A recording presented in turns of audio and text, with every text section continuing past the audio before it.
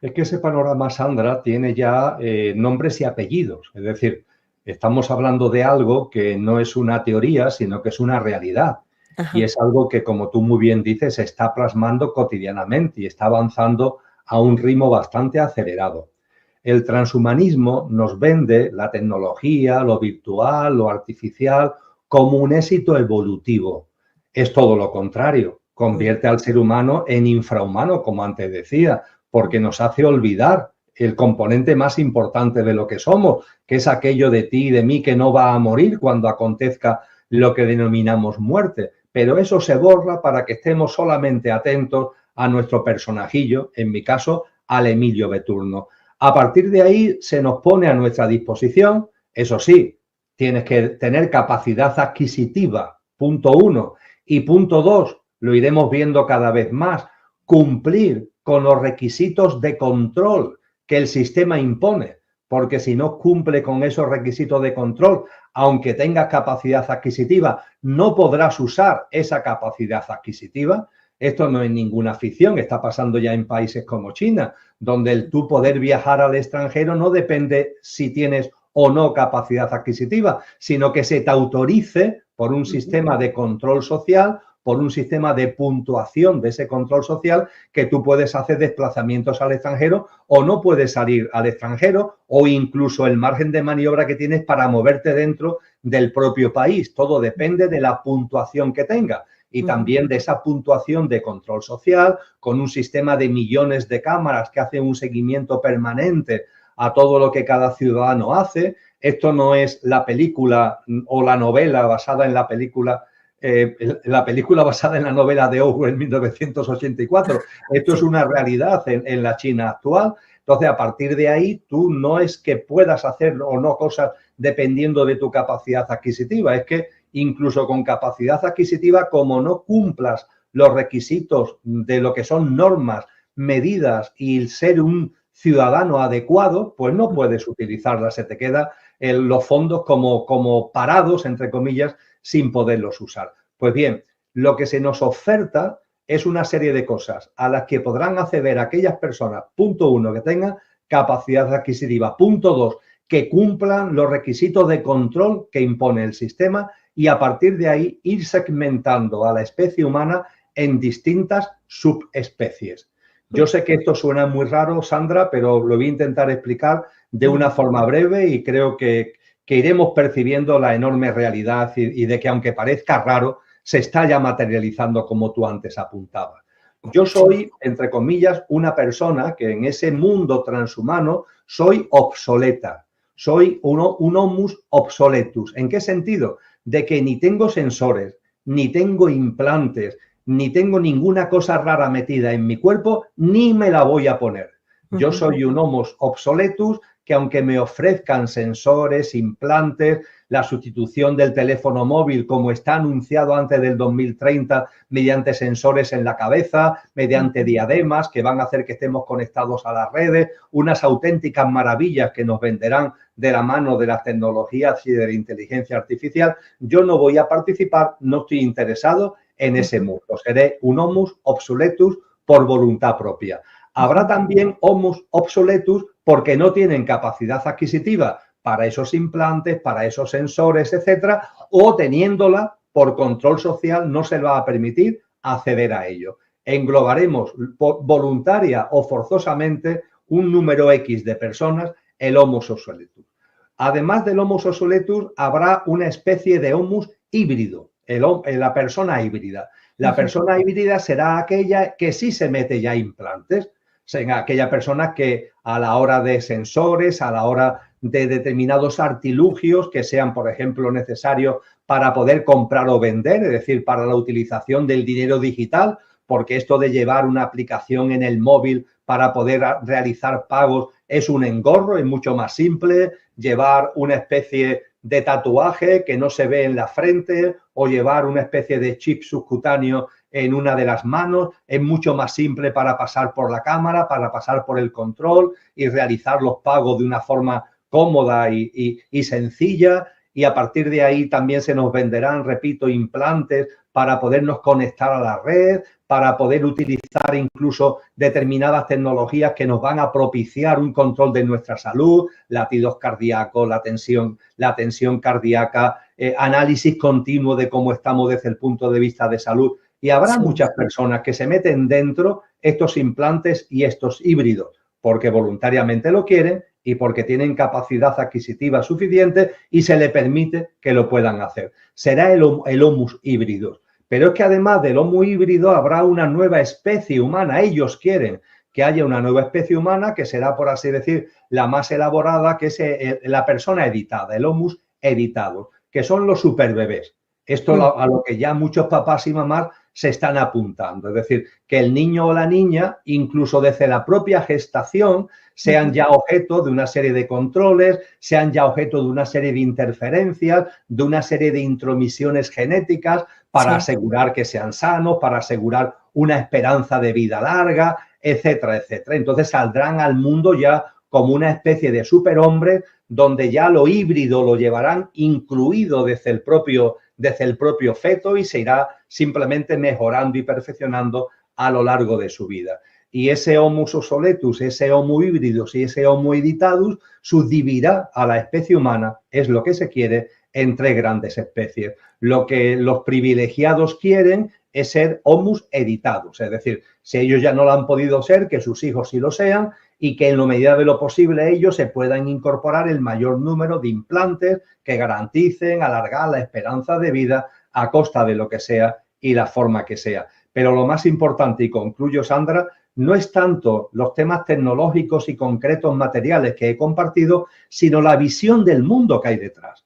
Una visión del mundo en donde lo importante soy yo, una visión del mundo donde los demás no me importan o están en una escala tan secundaria que es como si no me importaran absolutamente nada, una visión del mundo donde, por supuesto, la naturaleza, la madre tierra no se computa y con ella se hará lo que haga falta porque lo importante soy yo y todo está a mi servicio y, desde luego, una visión del mundo donde yo soy este Emilio, nada más que Emilio y solo Emilio, y cualquiera que se le ocurra pensar en que hay algo trascendente, que hay un alma, como decíamos anteriormente, que el ser humano tiene una dimensión espiritual, todos los controles de cámara, de sensores, de conexión a la nube, alertarán que hay por ahí una persona que tiene ideas raras, una persona que está enferma, auténticamente enferma mental, porque tiene una visión trascendente de la vida y que hay que actuar debidamente porque se puede convertir en un peligro para los demás, en un peligro social.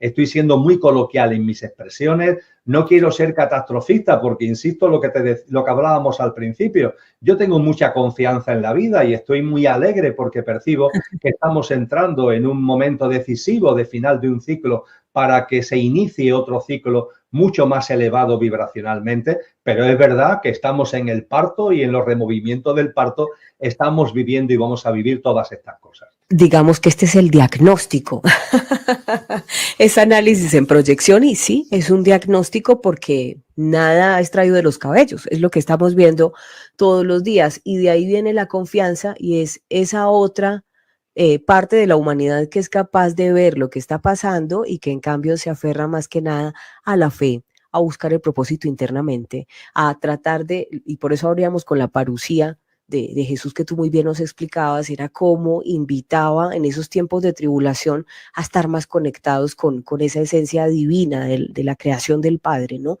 Emilio, pero en octubre viene un congreso muy interesante donde se van a tratar todos estos temas, estos desafíos del mundo y por supuesto de la humanidad, y vas a hacer un congreso en España. Hablemos un poco de todo esto que estás planeando para este mes, que ya se va acercando, este año está corriendo rápido.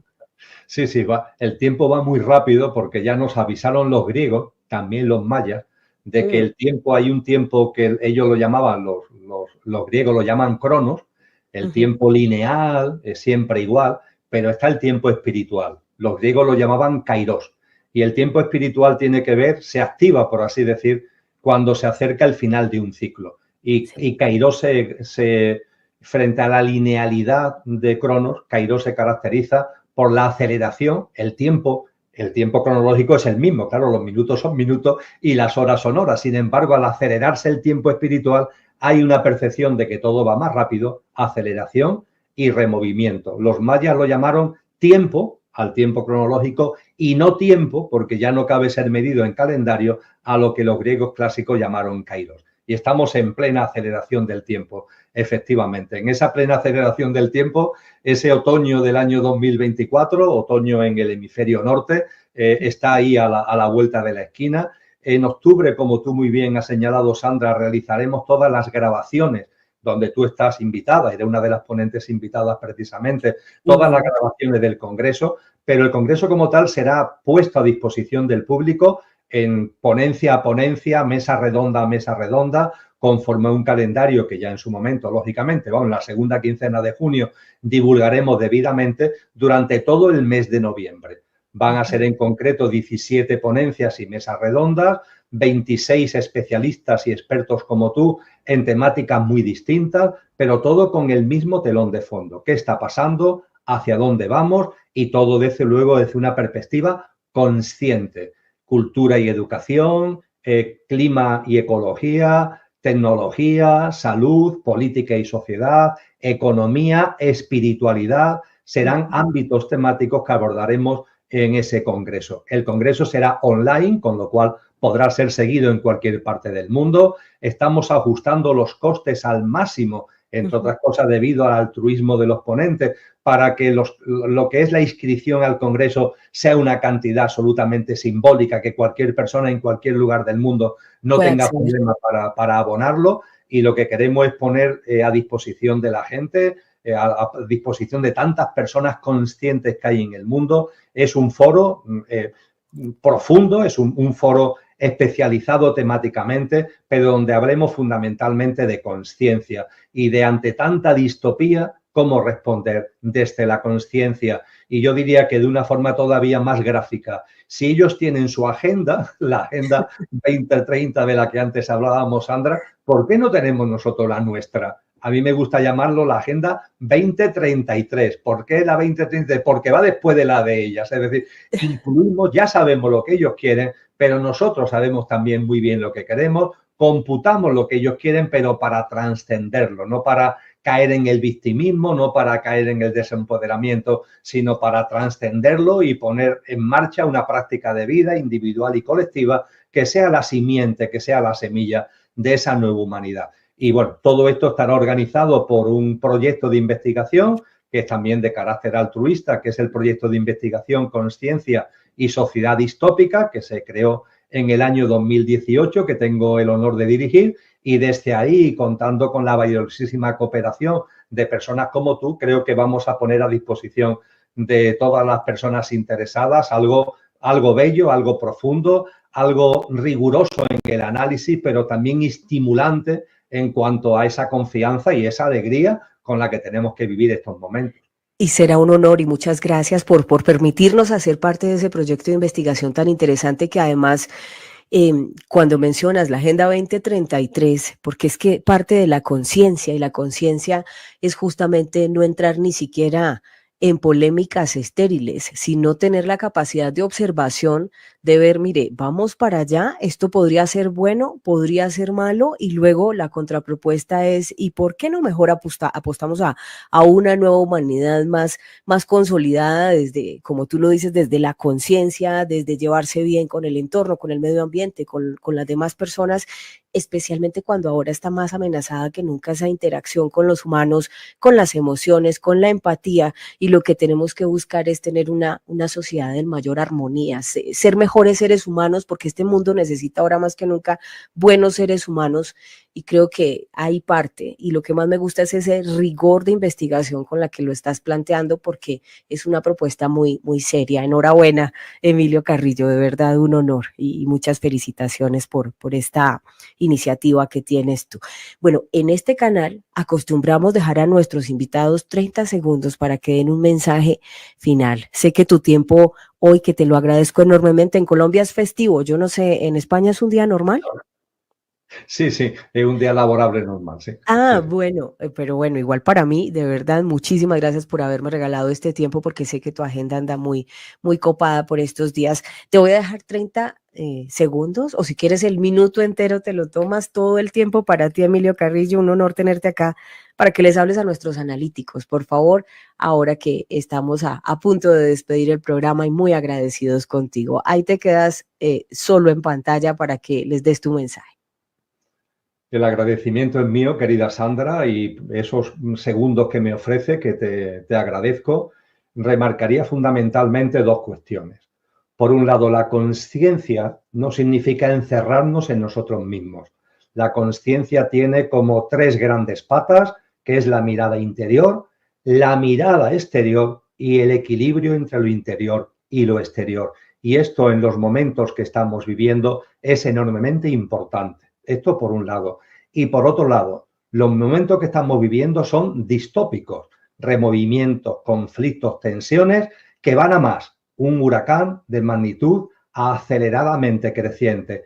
Pero ojo, forman parte de un proceso que a modo de parto va a dar lugar a algo muy hermoso, algo enormemente bello y algo que casa con lo que ya muchos seres humanos sentimos en nuestro corazón y brilla en nuestras almas. Y a partir de ahí, estos momentos debemos vivirlos con mucha confianza y con mucha alegría.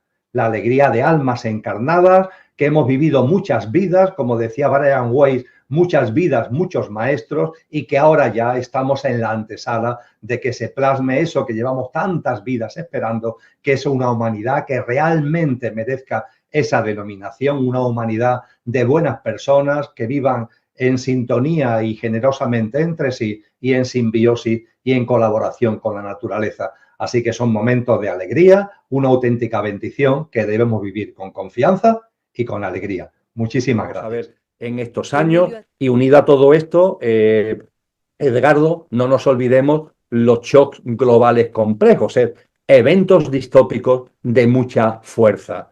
Cuando se habla de esos eventos distópicos, se habla, por ejemplo, de una gran recesión económica o el hundimiento del sistema financiero. Es uno de los posibles, por así decir. Mi visión particular es que en el año 2025 esto no lo vamos a vivir. Yo me atrevería a decir que lo que tiene que ver con el hundimiento financiero, económico, no está en la agenda de la élite, no está entre los botones que ellos tienen previsto tocar a lo largo de los próximos años. Sí es posible que tengan ahí previsto todo lo que tiene que ver con las situaciones pandémicas. Aunque esas pandemias que ya decíamos antes, que ya no solamente es la existencia de un patógeno, sino la sospecha de la existencia de un patógeno y las emergencias climáticas. Yo barrunto que como una parte de la modificación del articulado del Reglamento Sanitario Internacional, que fue modificado en mayo del 24, pero han quedado algunos apartados que tienen que concluir su modificación en mayo del 2025, yo barrunto que hasta que el Reglamento Sanitario Internacional no esté enteramente modificado para que la Organización Mundial de la Salud tenga las competencias sanitarias a nivel mundial, a nivel global, en caso de una situación pandémica, hasta que eso no sea una realidad, no va a producirse una pandemia, porque la pandemia, si se produce, será como elemento de ingeniería social en el contexto que estamos comentando, con lo que yo creo que una situación pandémica solamente la podríamos vivir en el tramo final del 2025 o ya quizás mucho más probable en el año 2026 como uno de los botones que ellos tienen a su disposición para pulsar cuando consideren oportuno. Y también hay que compartir acerca de los conflictos bélicos. Hay muchas voces en las redes sociales que hablan de la posibilidad de una gran guerra, de una guerra entre comillas, mundial.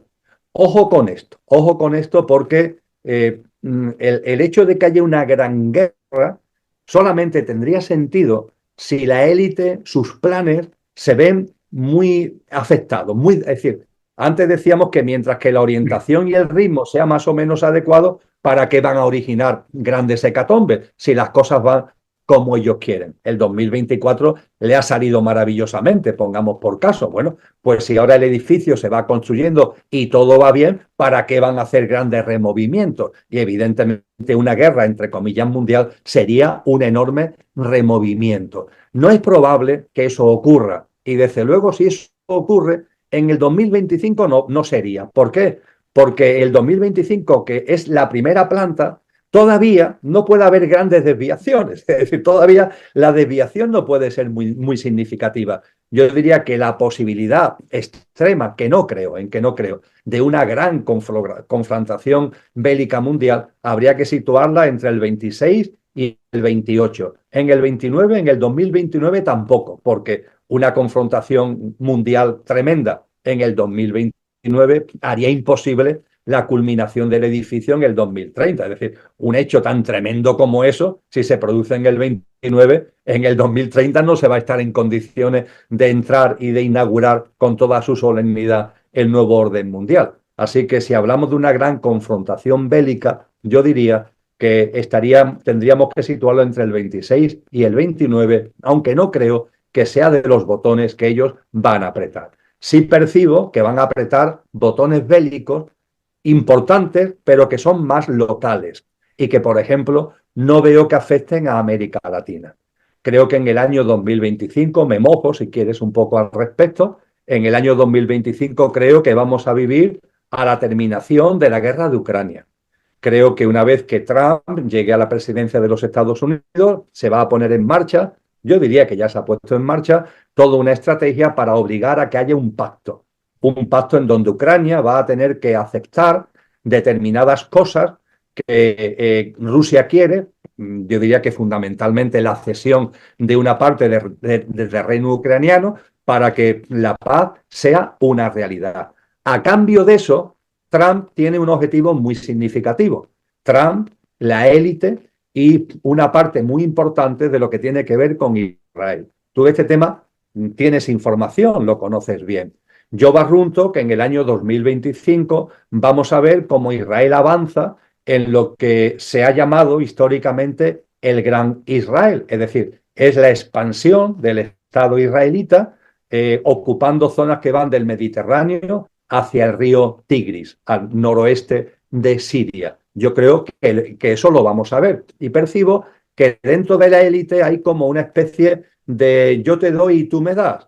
Rusia va a conseguir una paz forzada hacia Ucrania, que Ucrania no querrá, pero va a ser obligada a aceptarla, consiguiendo territorios, y por parte de Estados Unidos se apoya a Israel en una política expansiva que posiblemente en el Líbano y en Siria tenga ganancias de territorio importantes.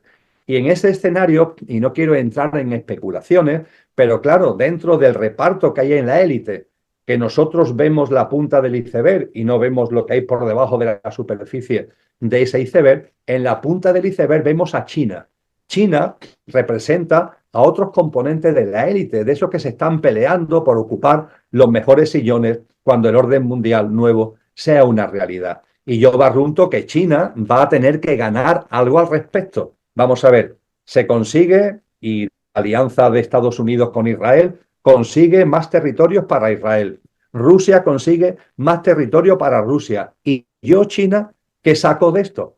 La élite que se representa en China, ¿qué saca de esto? Yo percibo, Edgardo, que en este año 2025 vamos a ver cómo se incrementan de una forma muy importante las maniobras militares de China en lo que se llama el Mar de China, el Mar de China Meridional, incluso con la posibilidad de que haya ya desembarcos en la isla de Taiwán y que haya un pacto bajo cuerda, de tal forma que Estados Unidos pondrá el grito en el cielo en caso de que empiece una invasión de China a Taiwán, pero aunque se ponga el grito en el cielo, realmente por debajo habrá un acuerdo para que todos ganen, porque todos tienen que ganar más o menos, pero todos tienen que ganar en este juego, y esto es lo que yo barrunto en este año 2025. La paz en Ucrania, la extensión del conflicto en Oriente Medio, y no es de descartar en absoluto un nuevo conflicto bélico en el contexto de las relaciones entre China y Taiwán. Claro, también tú mencionas la posibilidad de que lleguen civilizaciones humanoides de origen extraterrestre también, ¿no? Posibilidades, tal como dice, como el impacto también electromagnético. No es que lo mencione yo, Edgardo, es que esto es un tema que, esto sí que parece ciencia ficción, ¿verdad? Pero vamos a ver, merece la pena, aunque sea unos poquitos minutos, pero merece la pena que lo sitúe. En primer lugar, hay que tener en cuenta que se nos dice con toda claridad en esa en esa plataforma de emergencia donde se nos describe los posibles eventos globales de shock que podamos vivir, se nos habla de eventos a gran escala relacionados con el ciberespacio o el espacio ultraterrestre. Y también se nos habla de un gran riesgo imprevisto. Bien, cuando esto está ahí escrito, tenemos sentido común, debemos tener discernimiento. ¿A qué se podrá estar haciendo mención? Hombre, ciertamente un evento que tenga que ver con ese ciberespacio puede ser una gran tormenta solar, ha ocurrido históricamente, que tenga una magnitud como para alterar, por ejemplo, el sistema eléctrico, que nos quedemos sin electricidad, con todo lo que ello conllevaría de que las tecnologías no funcionan, con la hecatombe que ello también implicaría a nivel mundial. También es cierto que hay informaciones científicas reales, no son quimeras, están publicadas en revistas científicas de prestigio, de que hay un incremento de la llegada de rayos cósmicos desde fuera del sistema solar y que están afectando a la Tierra. No nos están afectando a nosotros porque el campo electromagnético de la Tierra lo está recogiendo. Yo percibo que esto está fortaleciendo a la Madre Tierra para, en este proceso de ascensor que antes comentábamos, porque hay que tener en cuenta que se habla de una nueva humanidad en una Tierra restaurada, una Tierra que tiene una mayor envergadura vibracional, una mayor fuerza vibracional. Quizás esta llegada de rayos cósmicos, que la ciencia ya tiene perfectamente detectado, que se sabe que viene de una fuente fortísima, pero que no se sabe exactamente de dónde, está claramente ubicada de fuera del sistema solar, pero no se sabe exactamente de dónde. Todo esto puede estar relacionado con este tipo de eventos del ciberespacio, del espacio ultraterrestre. Pero, desde el año 2019, que fue un año muy importante en todo este contexto, en el año 2019, a finales del año 2019, cuando en Chile estabais viviendo toda la conmoción social que se vivió por aquella época especialmente, en ese mismo momento, el Pentágono y la NASA, en diciembre del 19, cambiaron su discurso sobre la vida extraterrestre y sobre los ovnis. Llevaban décadas negándolo total y absolutamente. E incluso el Pentágono, con sanción a los militares, sobre todo militares de las fuerzas aéreas, que hablaran de ovnis. Bueno, pues a partir de diciembre del 19, esto cambia por completo. Ya se permite que se hable de ovnis, ya se da luz verde a la posibilidad de hablar abiertamente de todo ello, y esto se ha visto además en la esfera científica. Desde el año 2020 hasta el momento actual, hay muchísimos científicos que hablan con claridad cada vez más de vida extraterrestre, etcétera, etcétera. Esa comunicación, Emilio, ¿se potencia al ser ritualizada o no hace falta? Digo esto porque muchas personas mediante... Bueno, existen las cartas, ¿no? Las cartas y los oráculos de ángeles, ¿no? Según tu parecer, ¿son efectivas? Porque he escuchado, yo sinceramente te digo, de ese mundo mucho no sé y desconozco mucho.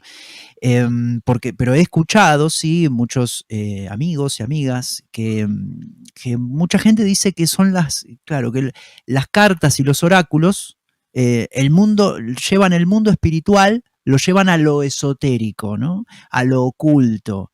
Y mencionan que los seres espirituales se comunican de manera mucho más natural. Por ejemplo, a través de nuestra intuición, a través de otras personas, como tú mencionabas también, que se nos aparecen, seres físicos, corpóreos que aparecen en nuestra vida. Siempre que sean evolutivos nos ayudan y no interfieren. Pero, ¿qué rol ocupan estas cartas y oráculos de ángeles que se utilizan? ¿Tú, según tu percepción, son efectivas? Te agradezco, Mariano, que hayas citado la intuición, porque cuando hablaba antes de la comunicación desde el mundo de arcángeles, desde el mundo angelical, y hablaba de lo importante que es una práctica de vida que eleve la frecuencia vibracional de nuestro estado de consciencia, lo importante que es una práctica de silencio, de respiración consciente, de elevación en introspección de nuestra armonía interior. La forma en que esto lo percibimos suele ser, como tú acabas de comentar, como intuiciones, como inspiraciones o incluso como discernimiento, es decir, el discernimiento entendido como cosas que sabemos y no sabemos cómo las sabemos, pero las sabemos. El discernimiento hay muchas formas de expandirlo, pero a veces el discernimiento también se ve apoyado por esta comunicación, por esta presencia a la que estamos haciendo referencia. Fíjate de qué cosas tan sutiles estamos hablando. Intuición, inspiración, discernimiento, percepción de cosas que sabes y no sabes cómo las sabes. Estamos hablando de cosas muy sutiles. ¿Por qué? Porque esas cosas sutiles son las propias de los mundos sutiles. A los más interesados al respecto le aconsejo, yo sé que salimos corriendo cuando escuchamos hablar de eso, pero la obra de Platón es ejemplar en cuanto que pone muy bien de manifiesto cómo los seres espirituales pueden de alguna forma acompañarnos de forma intuitiva e inspirativa a través de lo que Platón denomina los ideales y las aspiraciones del ser humano. Son ideales que aparecen en nosotros, son aspiraciones que aparecen en nosotros. Porque esas aspiraciones que él habla de la verdad, de la belleza, de la justicia, del bien y que relaciona también con la sabiduría, con el arte, con el ser justo, pues la prudencia, lo tengo aquí delante, la justicia, la fortaleza, la templanza, cómo estos ideales, estas virtudes, Mariano, de la que nos habla Platón, aparecen en nosotros. Práctica de vida de cada una y también esa comunicación sutil a la que venimos haciendo referencia. Dicho esto, tema de ceremonias, rituales, etcétera, etcétera. Soy claro al respecto, Mariano, yo no estoy en posesión de la verdad.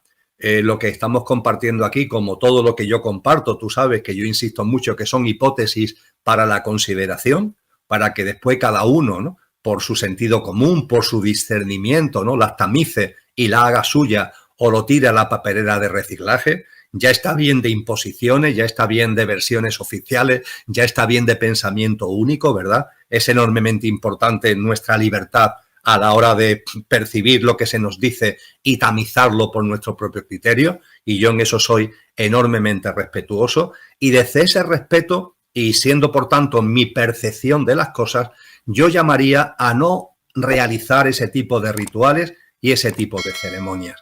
Y tengo experiencia directa al respecto, es decir, no lo digo por decir, tengo experiencia propia y tengo experiencia de muchas personas que lo han compartido conmigo. Puede haber excepciones, por supuesto, porque todo tiene excepciones, pero mayoritariamente este tipo de rituales como de invocación de seres espirituales evolutivos, primero suele cerrar puertas en lugar de abrirlas, porque muchas veces están muy contagiados de finalidades muy egoicas, muy egocéntricas. Vamos a ver, permíteme una pequeña broma. Un arcángel o un ángel no va a hacerse presente, no va a acompañarte, no va a comunicarse para que te toque la lotería. Es decir, esas finalidades materialistas, egoicas, egocéntricas, tenemos que trascenderlas. Ellos ven la vida de una forma distinta, ellos ven la vida de verdad. Ellos saben que somos inmortales, saben que somos divinos y lo que intentan, lo que procuran, lo que nos acompañan es para que esa verdad se vaya haciendo presente en nuestra vida. Pero claro, si ahora nuestro pequeño yo, es decir, nuestro yo físico, emocional y mental perecedero, lo que yo llamo el coche, ¿no?, frente al conductor, que es lo que realmente somos, nuestro pequeño yo empieza a invocarlo. Los seres espirituales evolutivos no van a atender ese tipo de invocaciones y si hacemos ritos, ceremonias para provocar que vengan, eso es simplemente una pérdida de tiempo o lo que es peor, abrimos la puerta a que se hagan presentes otro tipo de seres que son los que interfieren y que aprovechando la puerta del rito, de la celebración, de la ceremonia que nosotros estamos haciendo, aprovechan esa puerta para meterse y hacerse presente en nuestras vidas. Es decir, hemos abierto una puerta que queremos abrir hacia lo evolutivo, pero lo evolutivo esa puerta no lo va a usar porque no es así como funcionan ni los parámetros que utilizan ni las finalidades que persiguen y en cambio estamos abriendo la puerta para lo involutivo. Y por supuesto esto no tiene nada que ver con meter miedo, sino simplemente con poner de manifiesto un hecho objetivo y que si se me apura es de puro sentido común. la jerarquía celestial, los seres espirituales evolutivos, no están al servicio de nuestro pequeño yo. No está para que la vida aquí te dé lo que tu mente quiere que sea. Esto no está para proporcionarte a ti bienestar y quitarte malestar. Por favor, eso es una forma muy mediocre, es una forma muy limitada de ver la realidad. Estos seres espirituales tienen finalidades espirituales, porque además son evolutivos y eso lo tienen absolutamente claro, no pueden ser de otra forma. Todas sus actuaciones, todas sus presencias, todos sus acompañamientos y comunicaciones van dirigidos a nuestro estado de conciencia, van dirigidos a que el conductor que somos tome el mando consciente del coche, no va dirigido a que el coche consiga cosas que el coche quiere. Eso sería precisamente involutivo, eso sería ir contra la corriente. Así que estoy desarrollando mucho la respuesta, pero he mencionado ya la misma antes y termino volviéndola a enfatizar. Personalmente, como hipótesis para la consideración, porque no estoy en posesión de la verdad, no llamaría yo a utilizar los ritos, las convocatorias, las invocaciones, los ceremoniales para los contactos con los seres espirituales evolutivos, porque ellos saben muy bien, mucho mejor que nosotros, cuándo tienen que hacerse presentes, el acompañamiento que nos tienen que dar en lo colectivo y en lo personal y cuándo llevarlo a cabo. Muchas gracias, Emilio, por tu claridad, tu franqueza. Sí, simplemente yo compartir que, por ejemplo, la meditación, ¿no? La meditación activa el wifi, pero en mi caso la meditación no ritualizada, ¿no? Porque cuando uno va a hacer una meditación ritualizada y se prepara, no, sinceramente, la meditación no ritualizada a la noche con la almohada y hay una muy buena comunicación. Bueno, Emilio, la verdad que muchísimas gracias. Perdona que, bueno, nos pasamos un poco. Lo que sucede es que, bueno, te escucharíamos días enteros, pero bueno, nos pasamos un poco de la hora del programa. Sabemos que en estos tiempos compartes un mensaje que es muy requerido por la humanidad, con lo cual no queremos abusar. Te liberamos, te saludamos, te esperamos nuevamente. Sabes del aprecio que te tiene toda la escuela, incluyendo todos los facilitadores, los que siguen los vídeos desde los grupos también. Gracias también por permitirnos difundir todo tu contenido para que la comunidad del canal pueda disfrutar de tus enseñanzas y los seguiremos compartiendo con especial insistencia, como tú sabes que lo hacemos. Gracias también por ayudarnos a conservar los valores de una nueva humanidad que ya está aquí y esperamos que todo esto que has expuesto de manera, como siempre, clara y magistral, contribuya a que todos nos ubiquemos del lado de la evolución, que es en definitiva lo que nos va a llevar a una plenitud y en plenitud viviremos todos mucho más felices.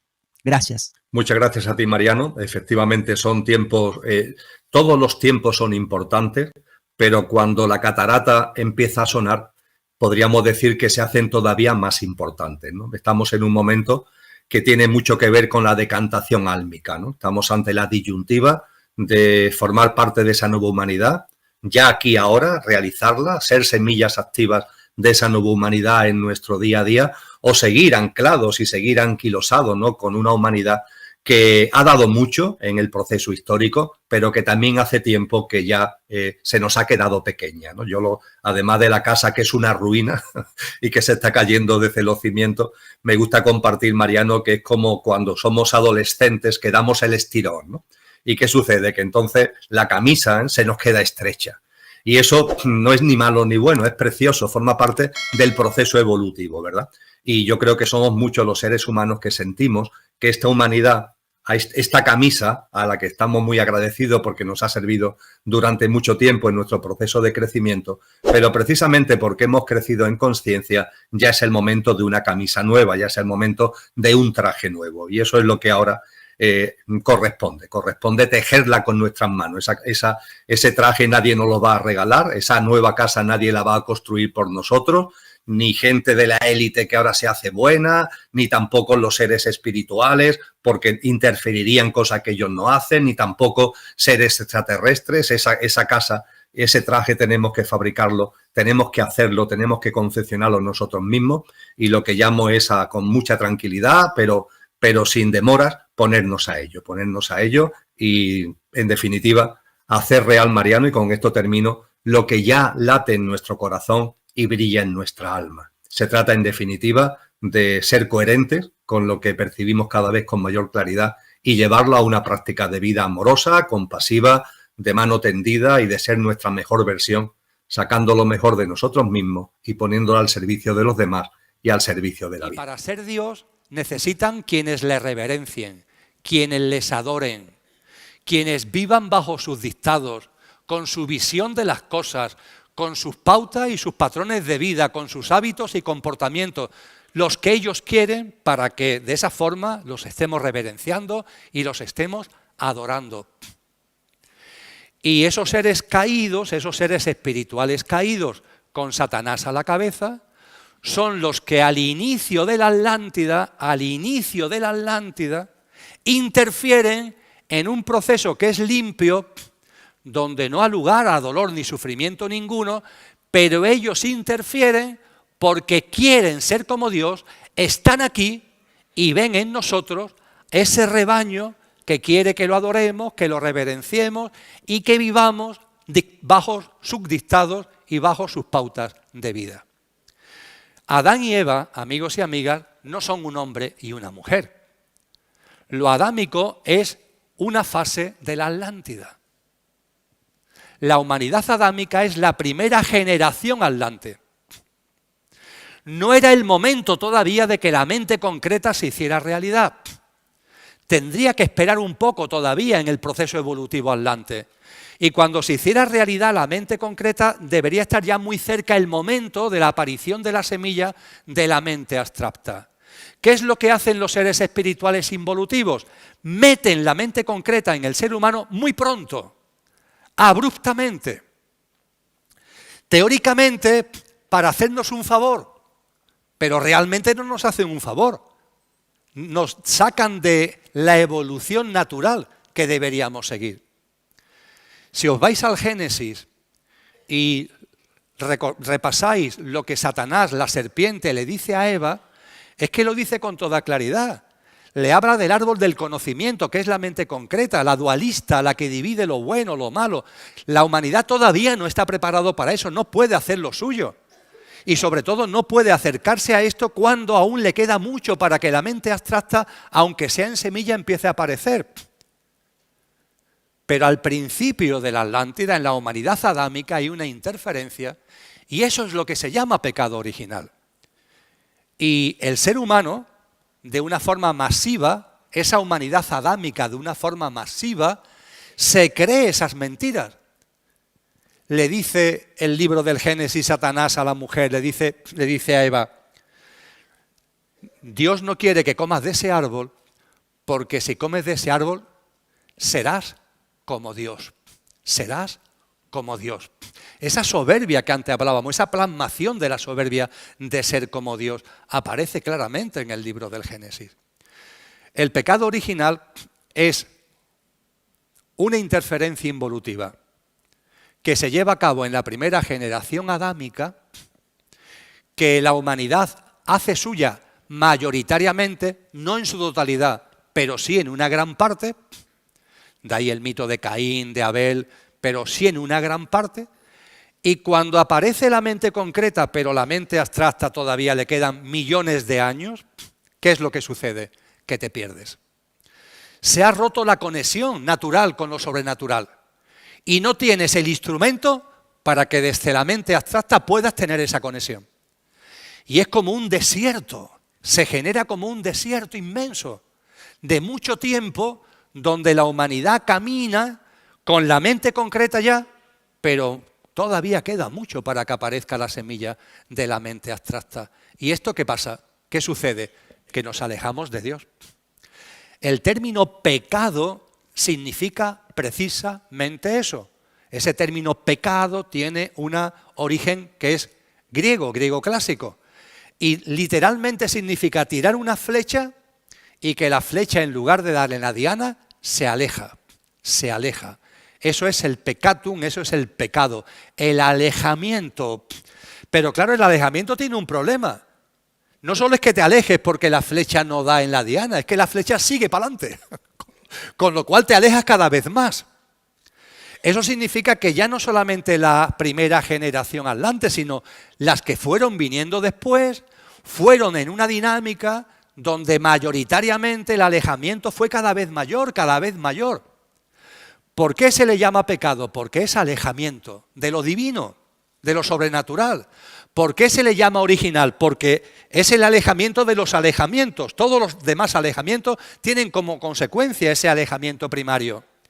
¿Y por qué pasa de padres a hijos? Algo que en las religiones dogmatizadas cuesta mucho trabajo explicar. ¿Yo qué tengo que ver con lo que hicieron mis abuelos? No. Es que eso de padres a hijos es una metáfora porque se te está diciendo que tú, desde lo que realmente eres, te has alejado, has participado de ese alejamiento. Porque nuestras almas no es la primera vez que encarnan. Claro, si tú niegas la reencarnación, esto es imposible de entender. Pero es que nuestras almas no es la primera vez que encarnan, llevan muchas encarnaciones. Encarnamos muchas veces en la Atlántida. Y vuestra alma y la mía hemos participado de ese pecado original. Nos hemos alejado de la divinidad. En ese desierto que tuvimos que atravesar por esa interferencia involutiva, nos hemos despistado por completo. Y esto hay que reconocerlo. No tenemos que desgarrarnos las vestiduras, nos hemos alejado. Las cosas que estamos viviendo y hemos vivido como historia humana es simplemente la prueba del 9 de que no estamos en sintonía con lo que deberíamos estar en sintonía, con la vida, con lo divino, con lo sobrenatural. Estamos alejados, muy alejados. Y ante esto, ¿qué es lo que nos enseñan los textos sagrados? Voy a expresarme coloquialmente, muy coloquialmente. Ante esto, ¿qué es lo que hace Dios? Dios no es un señor de barba blanca que esté ahí pensando lo que hace, me estoy expresando coloquialmente. El Tao, ante este tipo de cosas, ¿cómo responde? Diría que desde un punto de vista de los atributos que le damos a la divinidad, se dice que la divinidad es justa. La justicia. La justicia en el mundo del cosmos es la relación causa-efecto. Eso es la justicia. Lo que también se llama karma. Eso es la justicia. Tú eres responsable de tus actos. Ya está. Y tus actos tienen consecuencias. Ya está. Si son actos de alta vibración, las consecuencias serán de alta vibración. Si son actos de baja vibración, las consecuencias serán de baja vibración. Esto es la justicia. Cada uno es responsable de su vida al 100%. Y cada cosa que tú haces tiene consecuencias. Depende de la frecuencia vibracional de lo que hagas, así será la consecuencia, de mayor o menor frecuencia vibracional. Eso es el principio divino de la justicia que se materializa en el cosmos a través de ese principio hermético que es el principio de causa y efecto. Con lo que desde el principio de causa y efecto, sigo expresándome coloquialmente, muchacho, muchacha, tú te has alejado, paga las consecuencias, ya está. Las consecuencias que tú has creado, tú mismo, venga, para adelante. Esa sería la aplicación de la justicia. Pero claro, también se nos dice que Dios es misericordioso. Es un atributo que se le ha dado la misericordia. Y si es misericordioso, si la divinidad tiene como uno de sus atributos la misericordia, tiene que haber un perdón. Pero claro, si aplico la misericordia, me estoy saliendo de la justicia. Pero si aplico la justicia tal cual, no estoy siendo misericordioso. Esto es una disyuntiva muy fuerte. La única respuesta a esta disyuntiva, y a nuestra pequeña escala no lo podemos aplicar, porque a veces tú, yo en mi vida, nos podemos encontrar ante esta disyuntiva. Situaciones, personas, donde la justicia sería esto, pero la misericordia sería esto, y ambas cosas parece que son antagónicas, con lo cual me quedo ahí como sin saber muy bien qué hacer. La respuesta es el amor. La respuesta es el amor. La única forma de conjugar justicia y misericordia y justicia es amor.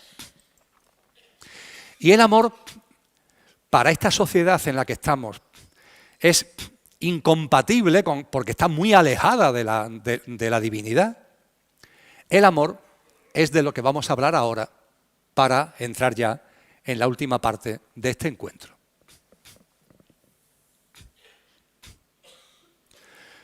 Con el pecado original, ¿qué es lo que se pierde? Una humanidad que evolucionaba de forma natural. En los textos cristianos se lo describe diciendo que era una humanidad que evolucionaba de manera perfecta. Una humanidad perfecta. Paso a paso, constitución sextenaria, patrón sextenario, una evolución. Se pierde un ser humano perfecto. A partir de ahí, para aplicar la misericordia y la justicia desde el amor, hace falta un acto de amor para que haya una vida perfecta que se ofrece como rescate de la vida perfecta que se ha perdido.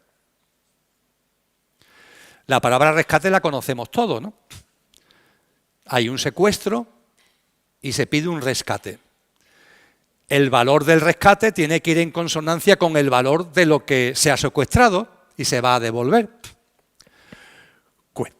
Cuenta la historia que en las controversias de las cruzadas los musulmanes atraparon al rey de Francia, San Luis, rey de Francia.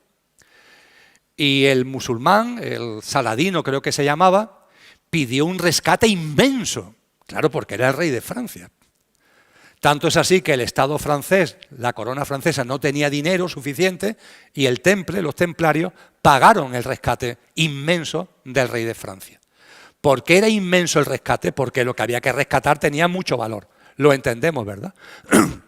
Aquí, amigos y amigas, estamos hablando de un escenario donde hay que rescatar lo que se ha perdido.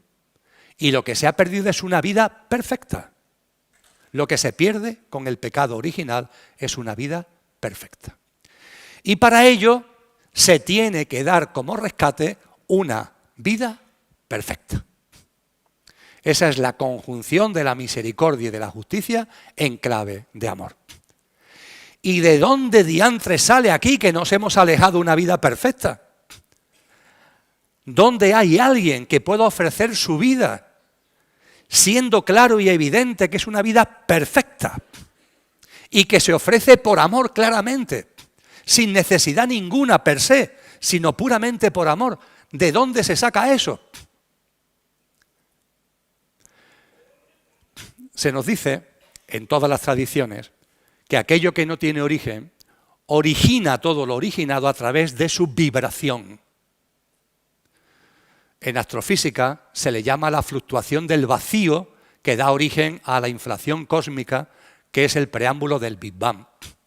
En las tradiciones orientales se habla de la emanación, de la vibración, que desde lo divino es una fuerza creadora que es lo que permite que aquello que no tiene origen origine todo lo originado. En la tradición cristiana se le llama verbo. Y se dice en el Evangelio de Juan, al principio fue el verbo. Y el verbo era Dios y el verbo estaba con Dios. Es su propia vibración, es la vibración de aquello que no tiene origen. También lo podemos llamar la vibración pura y primigenia. El nombre es lo de menos. Es la propia vibración de aquello que no tiene origen y que origina todo lo originado a través de esa vibración. Esto no se puede entender, lo que voy a decir ahora, si no nos vamos a las tradiciones más antiguas. Por ejemplo, en el hinduismo. El hinduismo nos dice que todas las fuerzas cósmicas tienen dos posibles dimensiones: Nirguna y Saguna. Saguna y Nirguna. ¿Qué significa eso de Saguna y de Nirguna? Las fuerzas cósmicas son impersonales, Nirguna. No tienen ningún tipo de plasmación, entre comillas, personal. No tienen ningún tipo de encarnación, son fuerzas. Y no digamos ya el verbo, de donde todo sale, la fluctuación que todo lo origina. Eso es una fuerza impersonal. En término hinduista, nirguna. Pero se nos dice en el hinduismo que todo lo que es nirguna puede tener una plasmación saguna. Es decir, que esas fuerzas tienen la capacidad de hacerse reales, de plasmarse personalmente. Esto es lo que se nos dice en el Evangelio de Juan, si seguís un poquito más adelante, porque se nos dice al principio, como decía hace un momento, al principio fue el Verbo, y el Verbo era Dios, y el Verbo estaba en Dios. Pero si seguimos leyendo un poquito, ¿qué nos dice? Y el Verbo se hizo carne y habitó entre nosotros. El principio es nirguna. El Verbo al principio fue el Verbo era Dios, el Verbo estaba con Dios. Eso es la dimensión nirguna del Verbo. Pero después se nos dice, y el Verbo se hizo carne y habitó entre nosotros. Esto significa, amigos y amigas, que aunque estemos muy alejados, deberíamos abrir nuestra mente abstracta para entender que por amor, el Verbo, la emanación pura y primigenia de la divinidad, fuerza inconmensurable que impulsa todo el cosmos, tiene la deferencia en clave de amor con nosotros de encarnar en este plano, de encarnar en la humanidad, para ofrecer su vida perfecta como rescate por la vida perfecta que nosotros hemos perdido. Puedo decirlo de otra forma, de forma más amable. Nuestro alejamiento era irreversible. Nos habíamos alejado tanto que este precioso plano, esta humanidad iba a terminar y en la nueva humanidad, porque iba a llegar la nueva humanidad por los ciclos, no iba a haber absolutamente nadie. Las almas se habían alejado. No al principio, sino al principio y después, durante muchísimo tiempo. Un alejamiento tremendo, en el que tenemos que reconocer que seguimos. Todo este tipo de cosas nos cuesta mucho trabajo entenderlo. Hay algo en nuestro interior, a lo mejor, que nos está diciendo sí. Pero cuando uno se aleja mucho, mucho, mucho, se hace muy cuesta arriba. Y es espectacular. No me creéis a mí. Atender a estos textos sagrados. Es impresionante que, entre comillas, el Hijo de Dios, porque en la terminología cristiana Dios es el Padre, y la vibración del Padre es el Hijo de Dios. Es espectacular que esa fuerza, que es, entre comillas, el Hijo de Dios, se haga un ser humano, encarne en el plano humano. ¿Con qué objetivo? De llevar a cabo una vida perfecta. Y dar esa vida perfecta como rescate de la que hemos perdido nosotros, para que las puertas del ascensor se abran, que estaban cerradas, y podamos entrar en el ascensor.